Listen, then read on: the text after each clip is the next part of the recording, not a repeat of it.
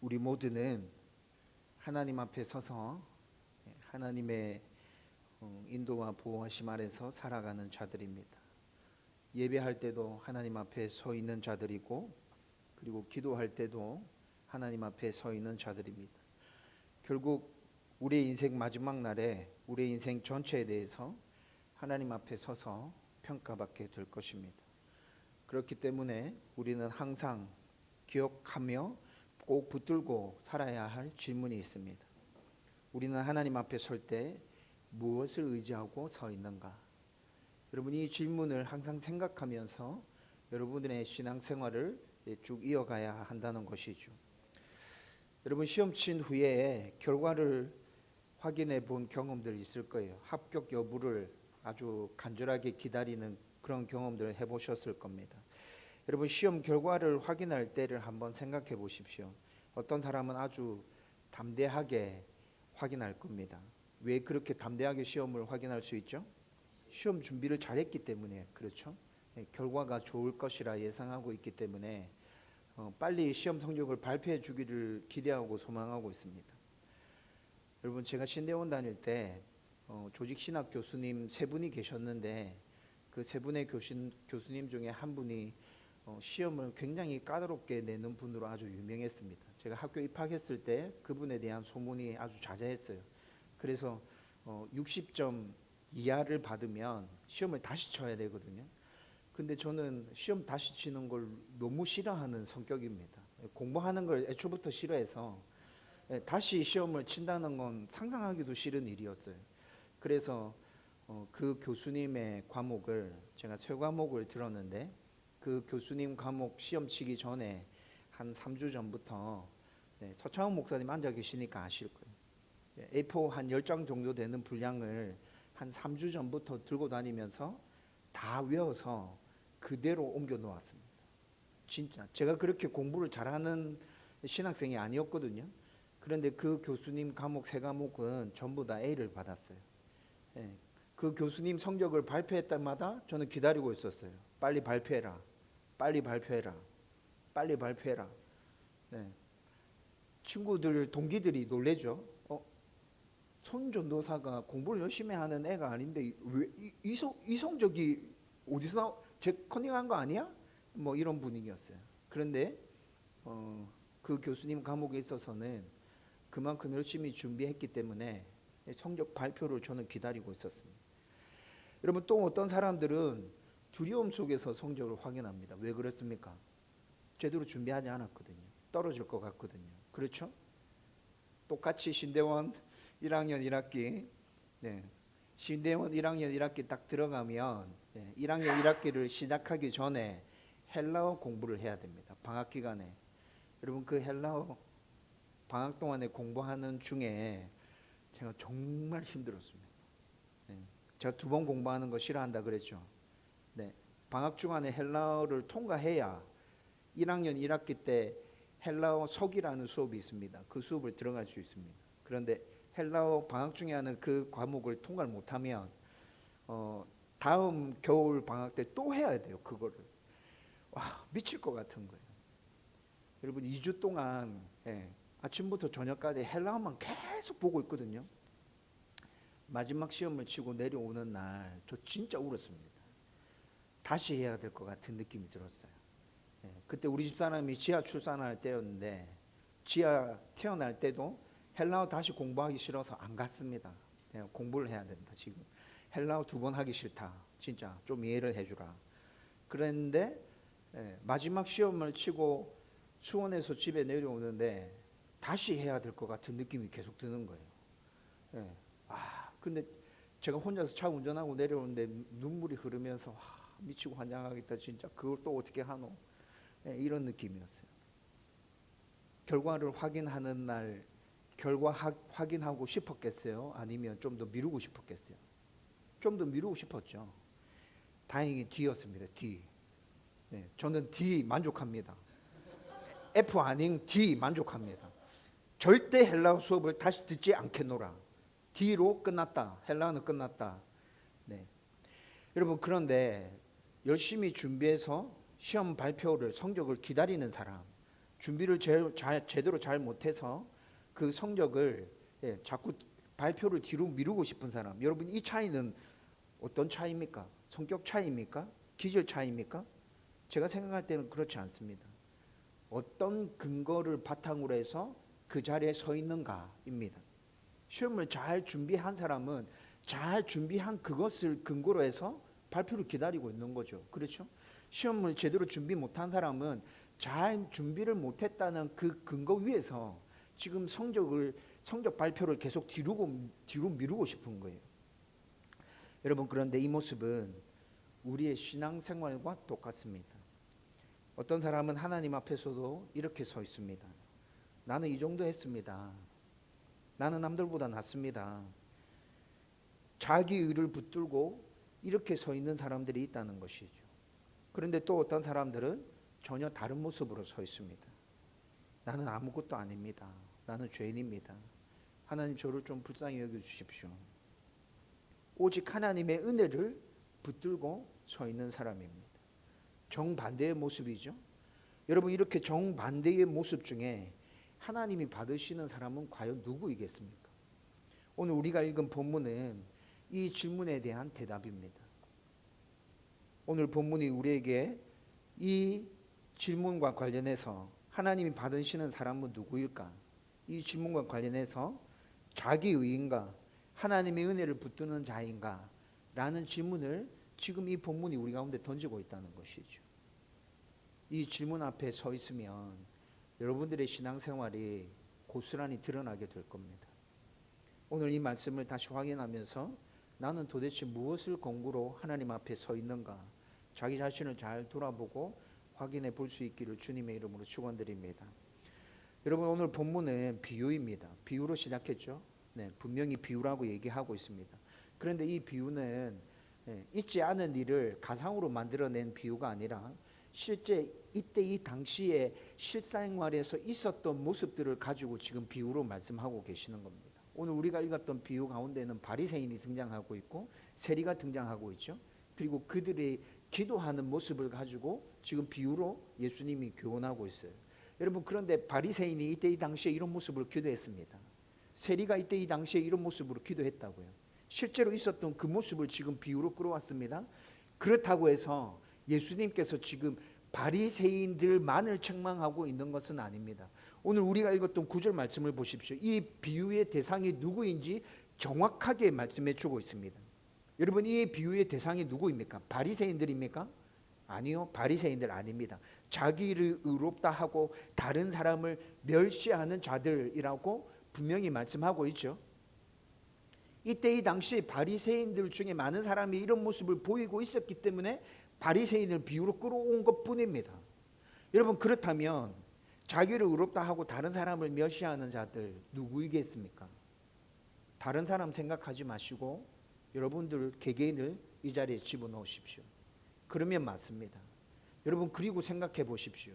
나는 자기 의를 기대고 서 있는 사람인가? 하나님의 은혜를 기대고 서 있는 사람인가? 바리새인을 책망하는 말씀입니다. 아니요. 우리를 향해서 오늘 이 말씀이 주어지고 있습니다. 여러분, 그러면 이 말씀을 좀 자세하게 한번 들여다보십시다. 지금 자기를 의롭다 하고 다른 사람을 멸시하는 자들의 대표로 지금 예수님은 바리새인을 비유에 끌어왔을 뿐입니다. 여러분, 그런데 본문에 나오는 바리새인들의 기도의 모습을 보십시오. 오늘 본문에 이렇게 얘기합니다. 바리새인이 실제로 이렇게 기도합니다. 나는 저 사람들과 다릅니다. 나는 금식합니다. 나는 11조를 드리고 있습니다. 여러분, 이거 지금 뭐 하는 거예요? 바리새인이 자기보다 신앙생활을 못하고 있는 사람들과 비교하면서 지금 자기를 과시하고 있는 것입니다. 겉으로 보면 기도의 형식을 취했습니다. 그런데 이게 기도입니까? 이게 기도입니까? 하나님께 올려드리는 기도가 이런 것입니까? 이건 하나님께 올려드리는 기도가 아닙니다. 자기 자신을 드러내고 있는 자랑입니다. 기도의 형식을 갖췄지만 이건 절대 기도가 아닙니다. 하나님께 말하는 척하고 있지만 지금 바리새인은 사람들에게 말하고 있습니다. 더 심각한 문제는 뭔지 아세요? 11절 말씀해 보세요. 11절 말씀. 바리새인은 서서 따로 기도하여 이르되 서서 따로 기도하고 있습니다. 여러분 이게 무슨 말이냐면 이때 이 당시에 바리새인이 성전에 기도하러 들어가죠. 그들이 서서 따로 기도하는 장소가 있었습니다. 그 장소에 서서 기도하고 있습니다. 여러분 바리새인이 서서 기도하는 기도의 장소가 있습니다. 거기 바리새인이 서서 기도합니다. 여러분 사람들의 시선이 어디로 집중될 것 같습니까? 이때 이 당시 성전에는 십자가 이런 거 없었어요. 그냥 밋밋한 벽이었습니다. 성전에 들어가는데 그냥 벽은 다 밋밋합니다. 그런데 바리새인이 서서 이렇게 막 손을 두고 막 이렇게 기도하고 있습니다. 사람들의 시선이 다 어디 집중돼요? 바리새인에게 집중되는 것이죠. 그리고 원어로 따로 서서 기도하고 있다는 이 말을 헬라 원어로 살펴보면 자기 자신을 돋보이게 하기 위해서 자신을 드러내며 기도하고 있다. 다른 말로 자기를 향해서 기도하고 있다. 여러분 헬라 원어에서는 지금 그렇게 이 말을 풀어내고 있습니다.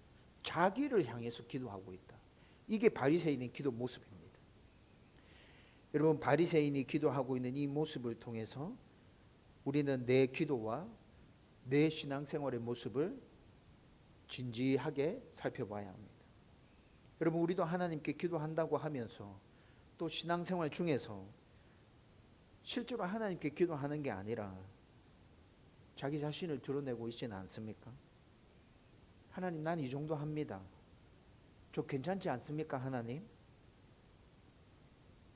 주위에 있는 성도들 나 좀 보세요. 나 괜찮지 않아요? 이건 기도가 아니고 옳은 신앙생활이 아닌 것이죠. 여러분 가끔 제가 기도할 때 이런 저의 모습을 발견한다고 자주 말씀드렸습니다. 여러분 이런 저의 모습을 발견할 때 하나님 앞에서 제가 뭐라 할 말이 없습니다. 이런 저 자신을 발견할 때 여러분 목회할 때 여러 가지 생각하고 고민하고 결정해야 되는 부분이 힘들기도 합니다. 그런데 정말 힘든 건 이런 저 자신을 발견할 때입니다. 이런 저 자신을 1년에 한두 차례 오롯이 마주 대할 때 있거든요. 그때 정말 힘들어집니다. 신앙생활을 50년 동안 했고 목사로 산 지가 지금 10수년이 지났는데 아직도 내 안에 이런 생각이 존재하고 있는가? 하나님을 위해서 뭔가를 하고 있다고 성도들 앞에서 그렇게 얘기하고 있는데 내 안에 이런 게 아직까지 들어있는가? 저 자신이 너무 초라해집니다. 여러분 이것은 자기 의를 드러내는 것이며 자기를 자랑하는 것이고 교만합니다. 당연히 이렇게 기도하는 것은 하나님께 올라가지 않습니다. 하나님께서 기뻐하지 않습니다. 왜 그렇습니까? 제가 누누이 강조해서 말씀드렸죠. 하나님은 완전하신 분이십니다. 우리의 어떠함을 하나님 앞에 자랑할 수 없습니다. 우리의 어떠함을 하나님 앞에 내밀 수 없다고요. 우리가 가장 좋다고 생각하는 거, 가장 귀하다고 생각하는 거, 그거 하나님 앞에 합당하지 않습니다. 하나님이 받으실 만한 것이 아니라고요. 따라서 우리의 의는 하나님의 기준에 한참 모자랍니다. 여러분들이 죽을 만큼 발버둥치고 있다 하더라도 우리의 의는 하나님 앞에 한참 모자랍니다.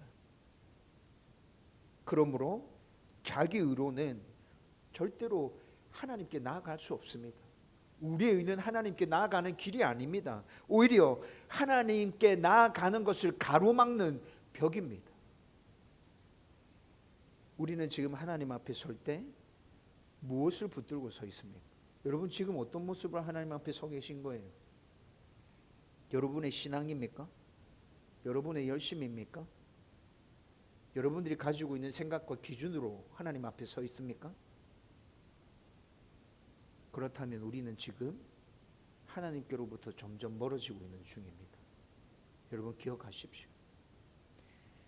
두 번째로 하나님은 은혜를 구하는 자를 의롭다 하시는 분이십니다. 여러분 바리새인의 기도의 모습을 이렇게 설명하고 난 다음에 이제 13절에부터 세리의 기도가 나오죠. 여러분 바리새인의 기도는 3절이었습니다. 근데 세리의 기도는 딱 한 절로 끝납니다.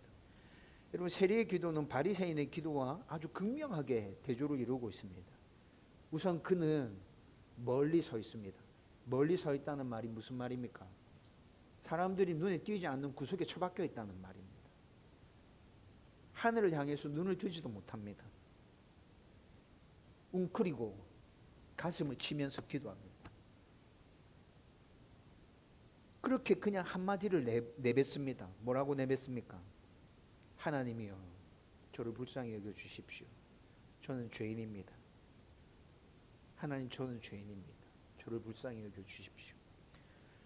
여러분, 이 기도가 전부 답니다. 여러분, 이 기도 안에 교만이 있습니까? 세리의 자랑이 포함되어 있습니까? 세리의 병명이 담겨져 있나요? 자기보다 못한 사람과의 비교가 담겨져 있습니까? 그런 거 없습니다. 아주 간단한 짧은 기도지만 이 안에 세리의 진심이 담겨져 있습니다. 여러분, 이때 이 당시의 세리는 어떤 부류의 사람이죠? 여러분, 사회적인 위치가 어느 정도 된 사람입니까? 사회적인 위치로 봐서는 세리는 돈도 있고 권력도 가지고 있는 사람입니다.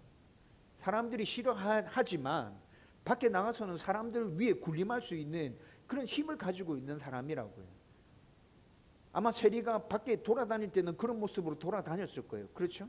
그런 모습으로 돌아다녔는데 성전에 와서만큼은 하나님 앞에서는 하나님을 속일 수 없다는 걸 너무 잘 알고 있는 것이죠. 자기가 죄인이라는 것도 너무 잘 알고 있습니다. 하나님을 머리로만 아는 게 아니라 가슴으로 알고 있습니다.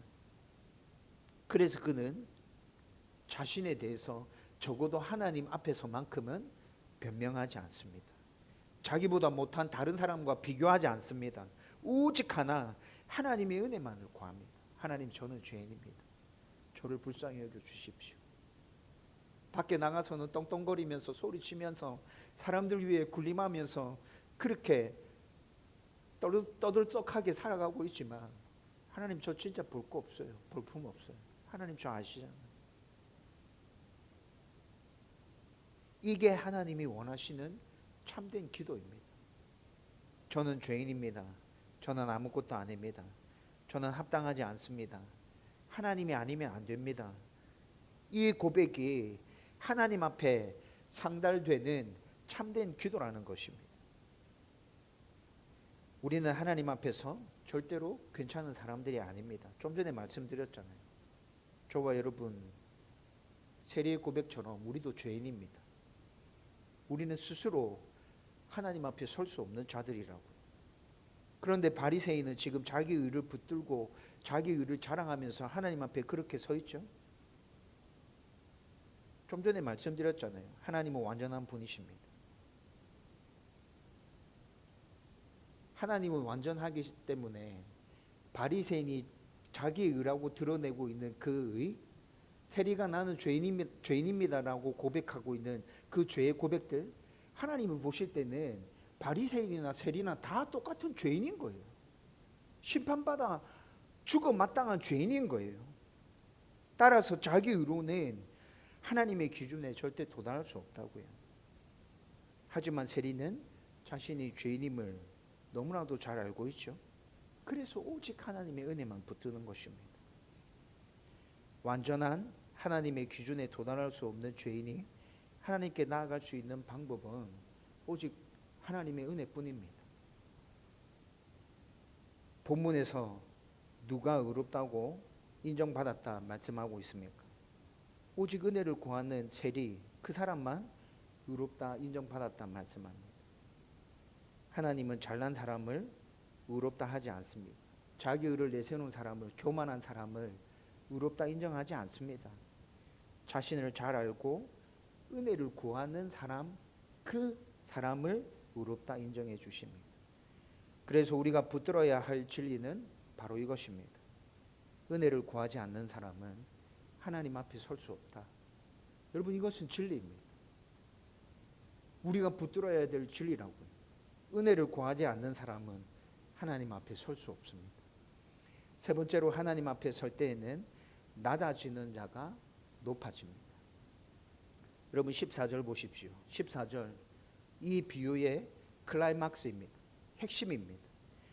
하나님은 자기 의를 드러낸 바리새인이 아니라 세리를 의롭다 하셨다고 분명히 말씀해 주고 계시죠.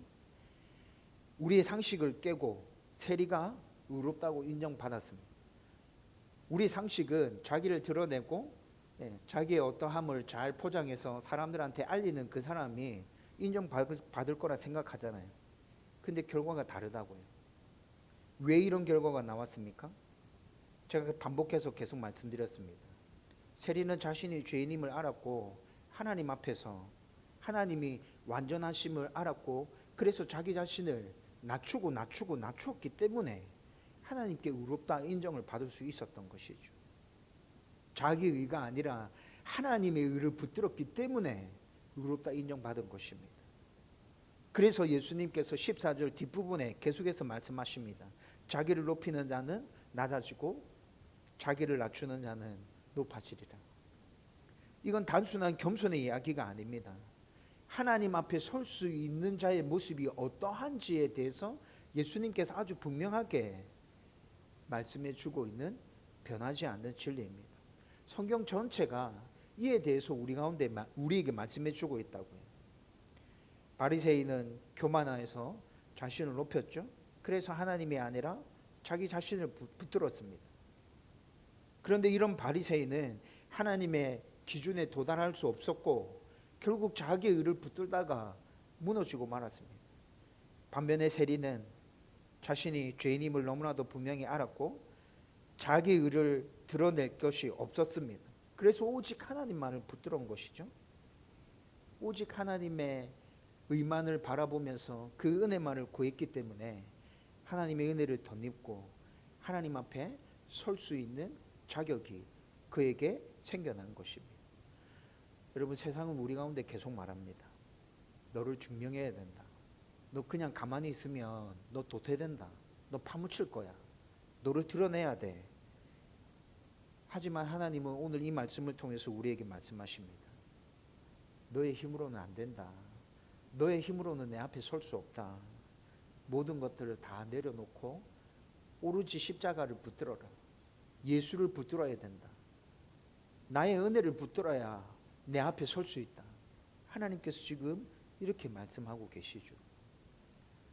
저와 여러분들은 지금 어떤 모습으로 하나님 앞에 서 있습니까? 자기의 의를 드러내면서 자신을 붙들고 있습니까? 아니면 하나님의 은혜를 붙들고 있습니까? 잘 생각해 보기를 주님의 이름으로 축원드립니다. 이제 말씀을 정리하려고 합니다. 오늘 말씀은 아주 간단한 비유였지만 우리를 피할 수 없는 자리로 이끌어 가고 있습니다. 우리는 하나님 앞에 설 때 무엇을 의지하고 설 것인가? 여러분, 이 질문을 지금 아주 진지하게 우리 가운데 던지고 있다는 것이죠. 우리는 자주 본문에 나타나는 바리새인처럼 하나님 앞에 설 때가 많습니다. 신앙생활의 연수를 드러내고요. 봉사를 얼마나 하고 있는지, 헌신을 얼마나 하고 있는지, 헌금을 어떻게 하고 있는지 이런 것들을 드러냅니다. 내 직분이 뭔지 이것들을 붙들고 하나님 앞에 설 때 참 많습니다. 그리고 스스로 생각합니다. 이 정도면 나 괜찮지 않나? 그런데 분명하고 확실하게 말씀드립니다. 자기 의를 붙들고 하나님 앞에 서는 사람은 하나님 기준에 절대로 도달할 수 없고 그분 앞에 나아갈 수 없습니다. 결국 자기 의를 붙들고 무너지고 망하게 될 겁니다. 오늘 본문에 나오는 세리를 여러분 주목해서 보십시오. 그는 아무것도 자신의 것을 내세우지 않습니다. 오직 하나님만을 붙듭니다. 하나님의 은혜 없이는 아무것도 아니라고, 그 은혜가 내게 반드시 필요하다고 그렇게 하나님 앞에 은혜를 간구합니다. 여러분, 그 은혜를 간구하는 그 한 가지로 세리는 지금 하나님 앞에 서 있는 거예요. 이 말씀 앞에서 우리는 자신을 진지하게 돌아봤으면 좋겠습니다. 나는 지금 내 의를 붙들고 있는가? 아니면 하나님의 은혜를 붙들고 있는가? 두 개 다를 붙들고 하나님 앞에 설 수 없습니다. 하나님의 은혜만을 붙들어야 그분 앞에 설 수 있습니다. 나의 모습 가운데 자기 의를 붙들고 있는 모습이 조금이라도 있다면 여러분 오늘 이 밤에 자기 의를 하나님 앞에 내려 놓으시기를 주님의 이름으로 축원드립니다. 하나님, 나는 아무것도 아닙니다. 저는 죄인입니다. 나를 불쌍히 여겨주십시오. 하나님의 은혜가 내게 꼭 필요합니다. 저와 여러분들이 이 고백으로 하나님 앞에 나아갈 수 있기를 주님의 이름으로 축원드립니다.